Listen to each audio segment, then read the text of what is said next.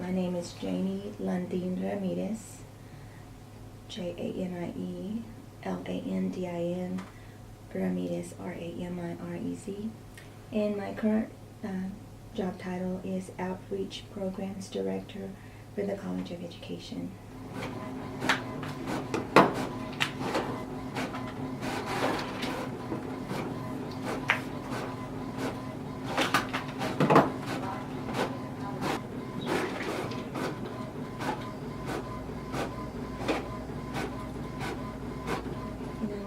I grew up the child of migrant workers.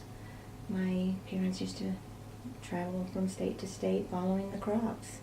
I grew up, by the age of 8, I was out in the fields as well, learning how to be a migrant worker. And I remember being out there at the age of 8 and telling my father, I didn't want to do this for the rest of my life. And he told me, well, you know what you have to do?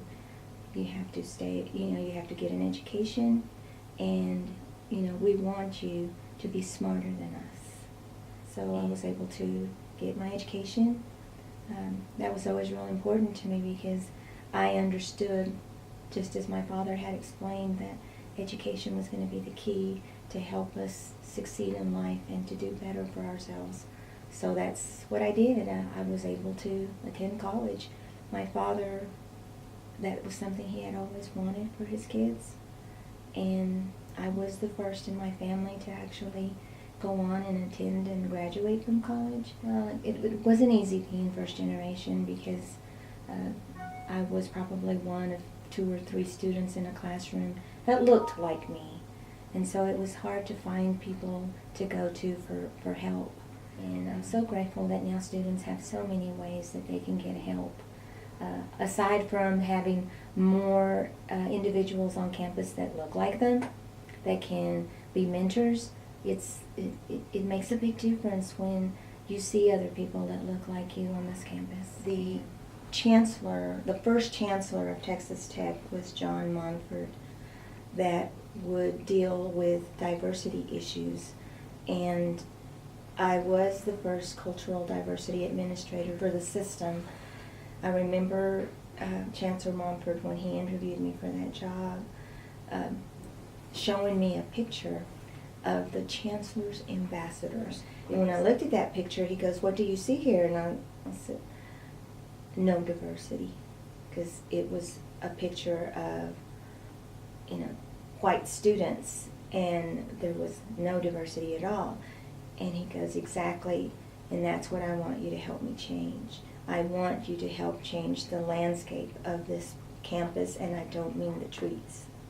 And I took that very seriously. I always made sure that students knew that they were welcomed here.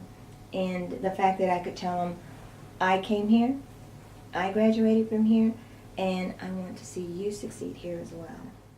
Back in 1998, I approached the Texas Tech Alumni Association with the idea of establishing a Hispanic alumni chapter. And ever since then, we have been operating as a chapter. We've probably awarded over $300,000 in scholarships.